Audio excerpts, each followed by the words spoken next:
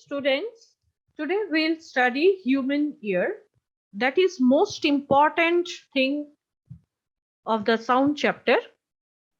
So here, human ear, this is the main instrument that we are using to listen any sounds, any voice, any sounds also. So human ear is the most important part of our body. Now, how it produces the sound? Here, the sound produced in the voice box that is called larynx. Now here you can see that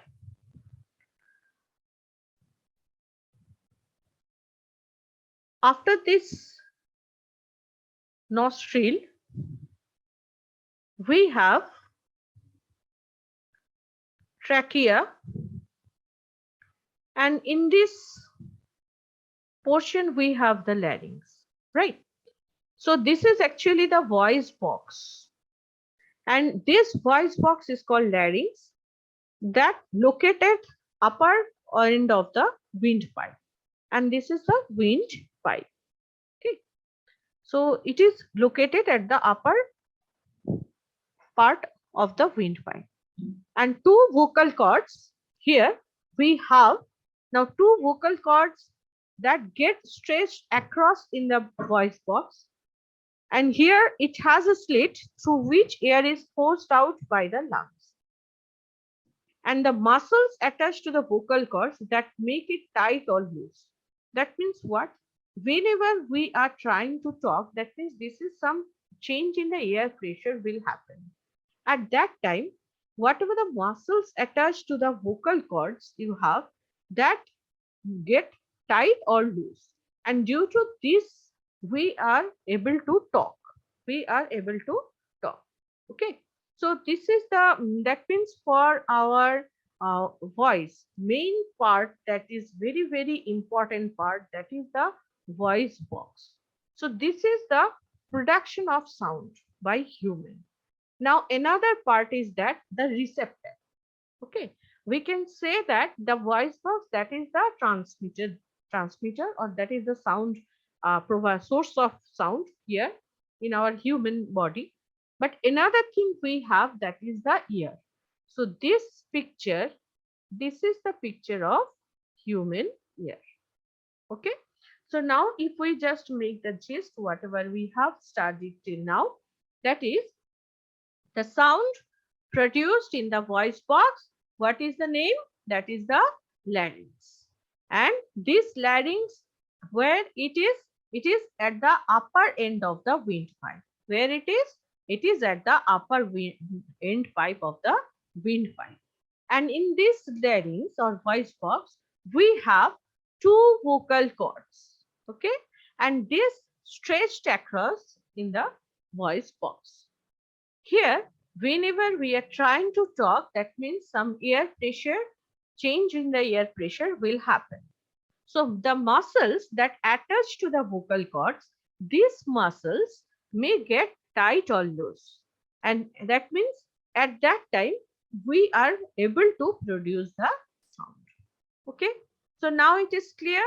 First thing you have to remember, that is our voice box. In biology, you may have studied regarding the larynx, and it is at the end, upper end of the windpipe. Then it has two vocal cords. The muscles of the vocal cords will be stretched. Sometimes it will tight and loose. Due to that, we can regenerate, or we can generate the sound, right? Or we can utter anything. Now, another thing we have, that we are able to listen also. So that listening part, this listening part, one is talking, that is due to this process, and listening part, that is due to the human ear. Now, the human ear, here, the outer ear, that is pinna, and it collects, this is the pinna, and it collects sound from the surroundings. Okay, it may be you are saying something, I want to listen, as well as I'm just listening the sound of the fan, or sound of any traffic, or sound of any other objects also nearby. you or me. So that means the outer ear or pinna that collects the sound from the surroundings. Okay. Next, so outer ear pinna that collects the sound from the surroundings. Now this sound passes through a tube called auditory canal. Okay. This sound that passes through a tube. What is the name of the tube? That is the auditory canal. Now we have the eardrum. That is the vibrates when the sound incident. If any sound incident on it, then it will vibrate. And these vibrations are sent to the inner ear. From there, it goes to the brain as signals via the auditory nerve. So, if it will go to the brain, then we can detect what is the what type of sound this one, and this is the characteristics of the sound, or we can decode whatever the things you are saying, right? So, brain also it has a very important role in it. That means in the human ear, what we have first is the outer ear or pinna that collects all the sound surroundings from the surroundings. Then the sound passes through the auditory canal. Here you can see this external auditory canal. So it will pass through a tube that is called auditory canal. This is that. Fine. Then you have eardrum or tympanic membrane. Eardrum or tympanic membrane. Here you have some membrane, disc-like membrane, and that vibrates when the sound incident. It will vibrate when the sound incident. And these vibrations is sent to the inner ear, from where we have so many nerves here, and using these nerves, it will go to the brain, the signals via the auditory nerve, via the auditory nerve. Okay. So this is the gist of the human hearing process. Now, the ear, it is the most sensitive organ of the human body. Now, what it will do? It will detect the sound, transmit the sound, and transducing the sound. And maintaining a sense of balance also is another important function performed by the human ear. If I have an infection in the ear, sometimes the balance also has been affected. So that's why the sense of balance, that is also the important function of the human ear. Now, overview of the structure and functions of the human ear, we are going to study. It has three parts: external part, middle part, internal part. Okay, external part, middle part, and internal part. So we are calling external ear, middle ear, internal ear. Total ear part we are dividing into three parts: external ear, middle ear, internal ear. Now first we will study external ear. The external ear then again divided into some following parts. First is the auricle, that is the pinna. This auricle comprises a thin plate of elastic cartilage covered by a layer of skin, and it consists of funnel-like curves that collect the sound waves and transmits them to the middle ear. And the lobule consists of adipose and fibrous tissues supplied with blood capillaries. Here you can see this part. This is funnel-like. Okay. Then the external auditory meatus. So here it is slightly curved canal supported by bone in its interior part and cartilage in the exterior part. So here you can see that external auditory canal is there, and you can see that external auditory meatus, that is slightly curved canal supported by bone in its interior part and cartilage in the exterior part. So no need to remember all this part, that is, but I'm just giving you this knowledge so that whatever you can understand better the functions of the ear. So the meatus of or the canal is lined with stratified epithelium and wax glands. Next, we have tympanic membrane. This tympanic membrane, this one, tympanic membrane or eardrum. Sometimes we are called, this is also called ear drum. Okay. So this membrane separates the middle ear and external ear. This membrane up to this much, this is the up to this much, this is the external one. This is the external one. And this one is the middle one. So this membrane separates the middle ear and the external ear. And this parts, this part receives and amplifies the sound waves. Its central part is known as umbo. So here, one thing you should know that 18 times the sound will be amplified here. So this tympanic membrane is very, very important. And here this membrane, what we have said, that this membrane separates the middle ear and the external ear. And this part receives the sound signal and it amplifies the sound waves. And it will amplify 18 times. So its central part is known as what? Its central part, this central part is known as umbo. Fine. Up to this is clear. So first we have the external ear, then we have the middle ear. In between the external ear and middle ear, what we have? That is eardrum. That is eardrum, which will vibrate and it will produce the sound. So we receives and amplifies the sound waves due to the eardrum.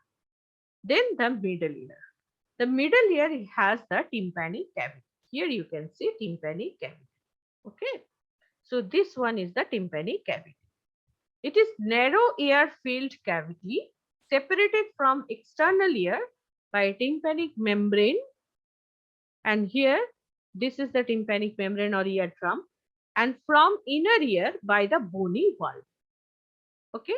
So this tympanic cavity, this is a ear-filled cavity and it is separated from the external ear by tympanic membrane, and also there is some bony valve and it is separated from the inner ear by with the help of the bony valve.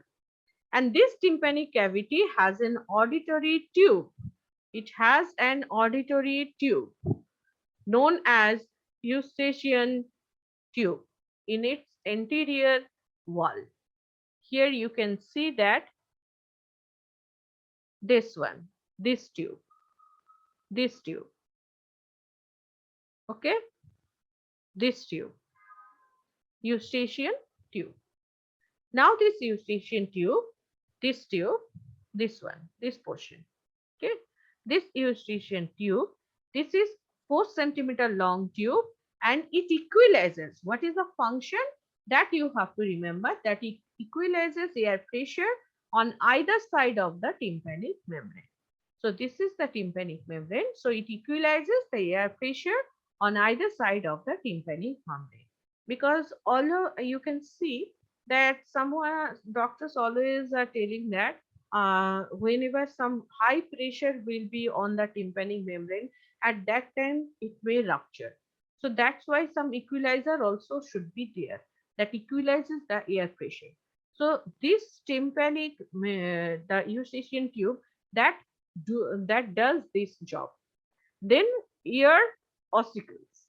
So here these are responsible for transmitting the sound wave from eardrum to the middle ear. Eardrum to the middle ear. Then malleus, a hammer shaped, here this one, malleus, hammer shaped part that is attached to the tympanic membrane. It is attached to the tympanic membrane through the handle and incus through the head. It is the largest ear ossicle. Then incus, an anvil shaped ear ossicle connected with stapes. Then stapes, it is the smallest incus. Then stapes, here you can see this stapes. It is the smallest ossicle and also the smallest bone in the human body. It is the smallest bone in the human body.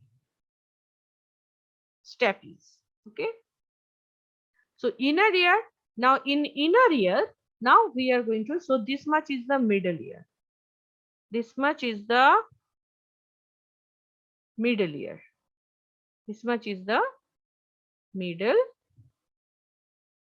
ear. Now this one is the inner ear. Here we have bony labyrinth and membranous labyrinth. Now bony labyrinth. The bony labyrinth comprises a vestibule, 3 semicircular canals. Here you can see that semicircular canals, vestibular nerve, and spirally called cochlea. This one, spirally coiled cochlea, and it is filled with perilymph. Okay, it is filled with perilymph. So what we have in the bony lymph? So vestibule, 3 semicircular canals, spirally called cochlea. Now the membranous labyrinth, the bony labyrinth surrounds the membranous labyrinth. Here you can see that, and here the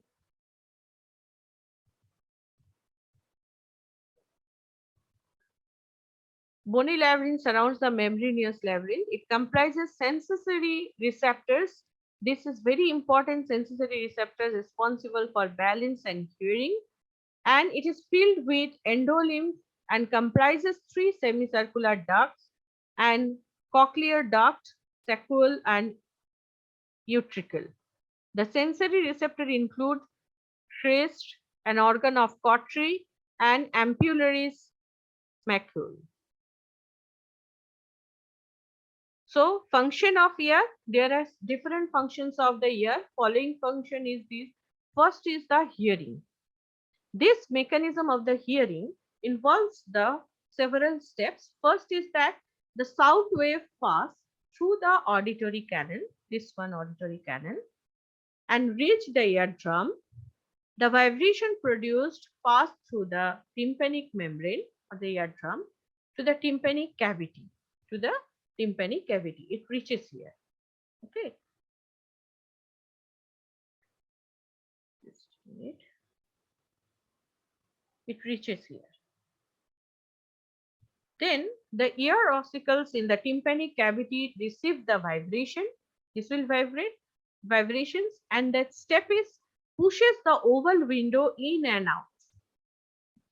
This stapes pushes the window in and out. This action is passed on the organ cautery. This action will pass the cautery, the receptor of hearing. Here the cautery is the receptor of hearing that contains tiny hair cells and that translate the vibrations into electrical impulse that are transmitted to the brain by sensory nerves. Here you have vestibular nerve, here you have cochlear nerve. So using these nerves, the electrical signal that will transmitted to the brain by sensory nerves. Okay. So again, I will repeat this thing. First, hearing function, the sound waves pass through the auditory canal, this one, then reach the eardrum. The vibrations produced pass by the tympanic membrane or the eardrum to the tympanic cavity, then the ear ossicles here in the tympanic cavity receive the vibration, and the stapes, this stapes of the middle ear pushes the oval window in and out. This pushes the oval window in and out, and this action is passed onto the organ cautery, and then this cautery is the receptor of hearing, and these vibrations will be translated into the electrical impulse that is transmitted to the brain by sensory nerves. Then another function of the ear that is very, very important, that is balance. That is balance.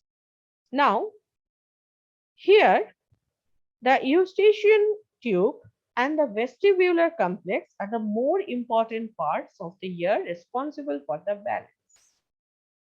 Here, the eustachian tube equalizes the air pressure in the middle ear and maintains the balance, and vestibular complex contains receptors that maintain the body balance. So there are two portions in the human ear that are responsible for the make the balance. So eustachian tube that equalizes the air pressure in the middle ear and maintains the balance, and another one vestibular complex that contains the receptors that maintain the body balance. So now the amplitude, time period, frequency. So till now, whatever we have studied, a little bit mixed up of this biology, but whatever is doing inside our ear, that is the main thing is that is the related to the physics, right? Now this amplitude, time period, frequency already we have discussed. Again, just memorizing for memorizing all those things I am discussing here. Now we know that amplitude, frequency, and time period of the vibrations. Here, the magnitude of the disturbance in the medium on either side of the mean value is called the amplitude. Okay. So here, this is the negative side. This one is the positive side. These are called amplitude. Larger amplitude, louder sound, we are able to listen. The number of oscillations per second, that is called frequency, and the unit of this is the hertz. Time taken for one completion of oscillation to travel across a point, that is called time period, and this t equals to 1 by f, where f is the frequency and t is the time period. Okay. Now the most important thing that we are going to discuss here, that is the loudness and pitch. Sometimes you have heard one thing that if you are playing the music system in a very high volume, at that time someone in your home, they will say that don't do this thing, because the loudness and pitch, that is very much important point, and our ear are sensible, very much sensible to the loudness and pitch.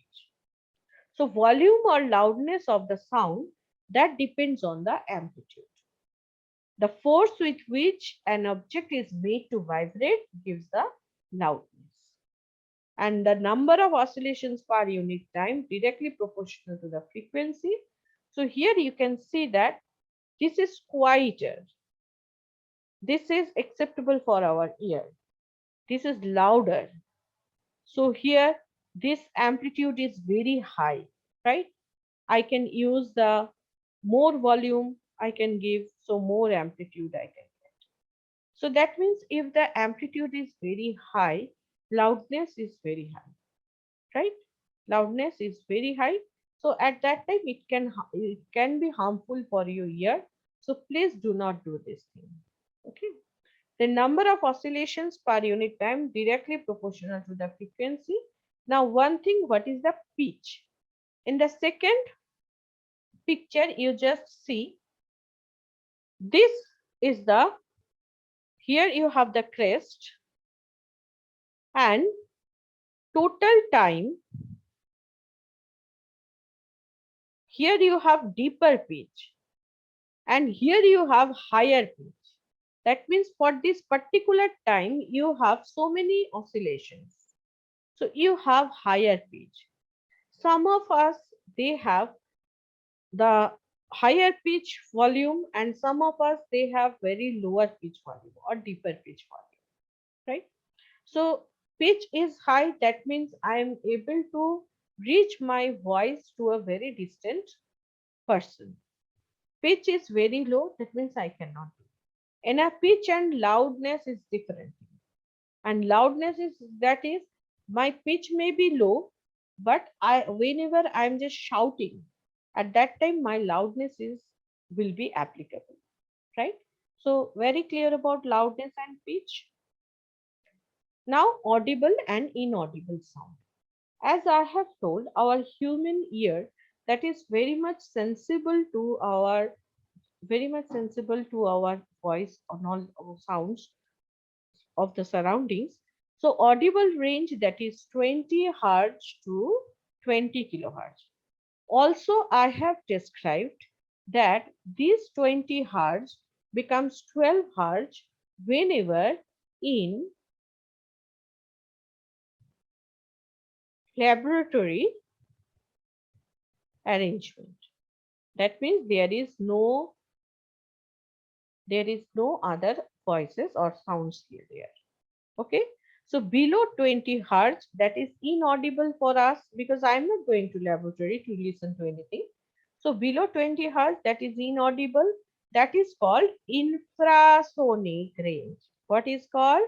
Infrasonic range. And above 20 kilohertz, that is audible,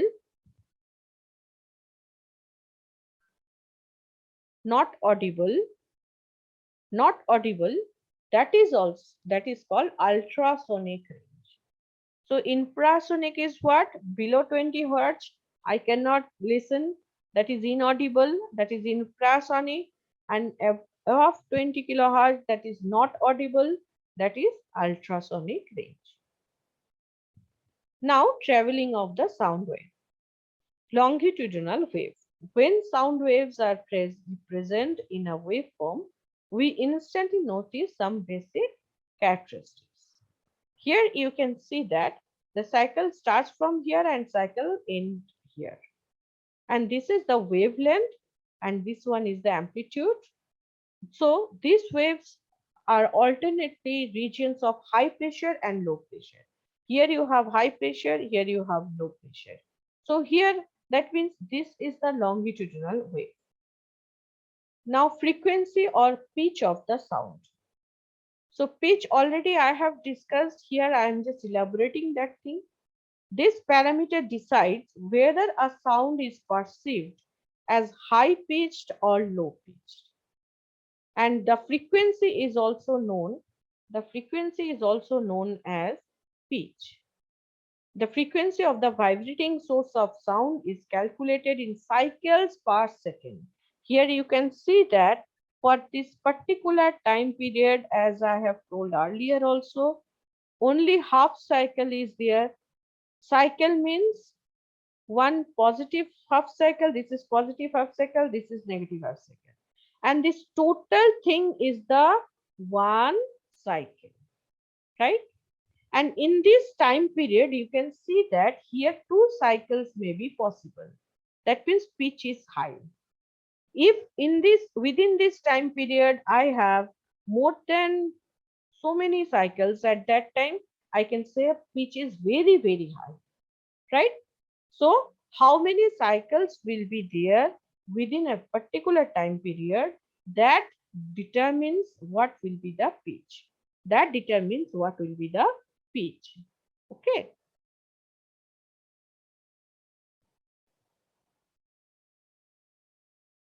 Okay. Next, the SI unit of the frequency is hertz, as we know. Now the velocity of the sound, that is frequency into wavelength. Frequency is denoted by F, wavelength is denoted by lambda, as already we have studied in lecture 1. And velocity of the sound, it may be represented by C. So the timbre, now the topic is timbre. What is timbre? First, imagine a bell or piano in one orchestra.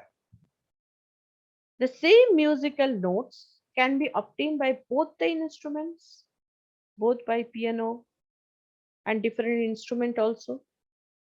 The piano produces a distinct note, whereas the bell struck the same pitch, amplitude, produces a sound that continues to ring after it has been struck. So this difference in the sound is referred to as the timbre. This difference in the sound is referred to as the timbre. Okay. So timbre is actually defined as if two different sounds have the same frequency and amplitude, then by definition they have different timbres. Right? That means same thing has been played by piano and has been played by bell, but there is a difference that is called the timbre. So this difference in the sound is referred to as the timbre. Okay. Now characteristics of the sound waves. Sound, it cannot travel through vacuum. As I have told, it requires a medium. It requires a medium. It may be air, or rather I can say in very generalized way. I am writing in generalized way. Medium, it may be gaseous medium. It may be liquid medium. It may be solid medium. But there should be some medium. And here, whatever the properties of the light like reflection, refraction, all this happens in case of our sound also. Another difference which have, that is the waves are generally longitudinal wave and light waves are transverse wave. Okay, this, why this is called, so that I will not discuss here because it is out of syllabus of your class 10th NCERT. We'll discuss it later on. Next is the reflection of sound waves. Now, reflection of sound waves, this property of sound wave already we have studied. Now we'll study what is the echo. We have studied also the reverberation. Now we will study what is the echo. The rolling of thunder is largely due to repeated reflection from the clouds and land surface. Okay, so here you can see that the sound is very high and sometimes you are very much afraid about that sound. So it is due to the rolling of thunder, repeated reflections from the clouds and the land surface. Due to this, you can hear very high amount of sound. Okay.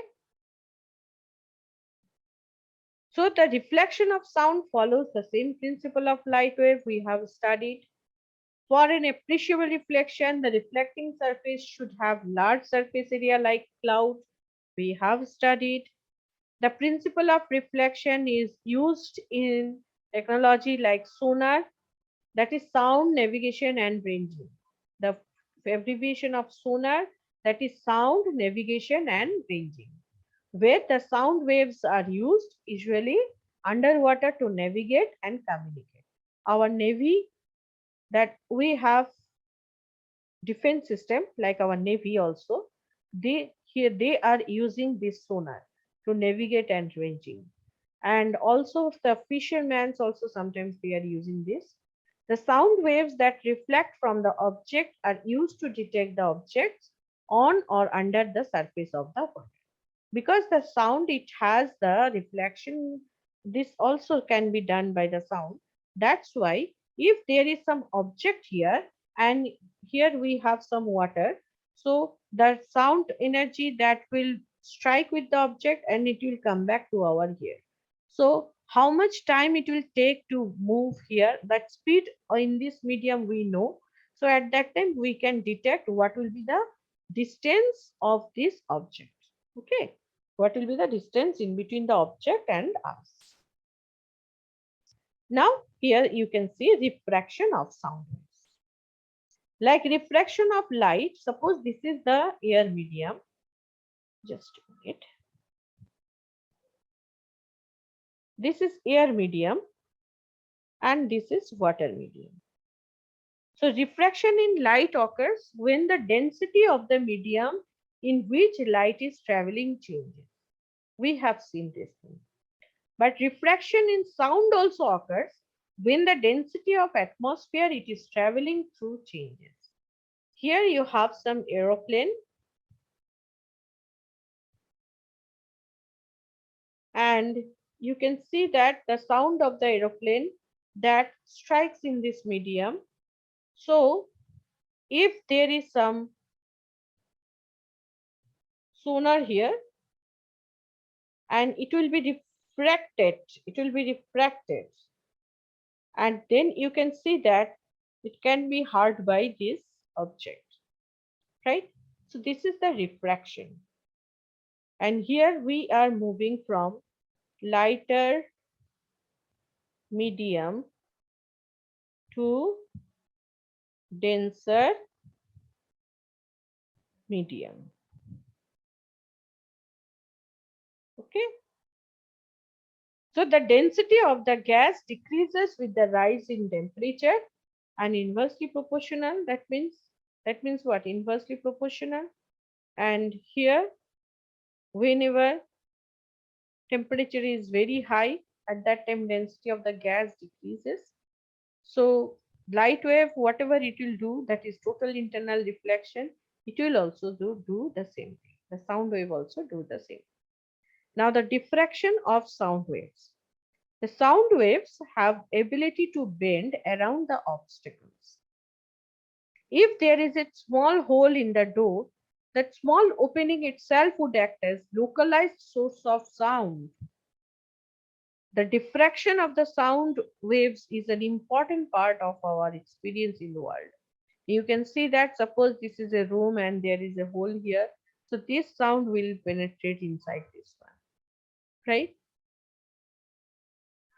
Now the lightning also strikes close to our sound like a sharp crack, lightning, and ear to distance strike sound of deep rumbling thunder, right?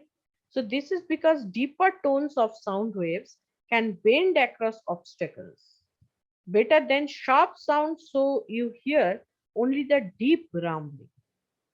Light waves too undergo diffraction but of significantly lesser magnitude.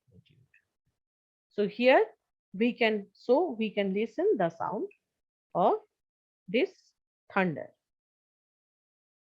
Now the noise pollution.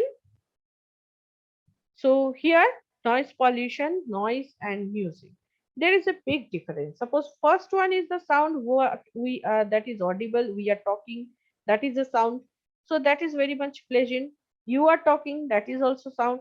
That is very much. Apart from this, we have another thing. Suppose we are listening some piano, or we are listening some guitar, music of the guitar. So music and noise, these two are different things. So sounds with the same pitch and loudness can be distinguished based on quality. Music is pleasant to the ear while noise is not. That means what? We can say unpleasant sounds are called noise. We can say unpleasant or unwanted sounds are called as noise. And music, that means it's a very pleasant to the ear. So here a pure note, this is a noise. Okay, a loud and high pitched note, a soft and high pitched note, a loud and low pitched note, a soft and low pitched note. Okay, so these are the difference between noise and the music, and it is very important. And noise pollution already you have in your NCERT syllabus, so we will study the noise pollution in depth but in next lecture. Okay, till then, bye bye and thank you.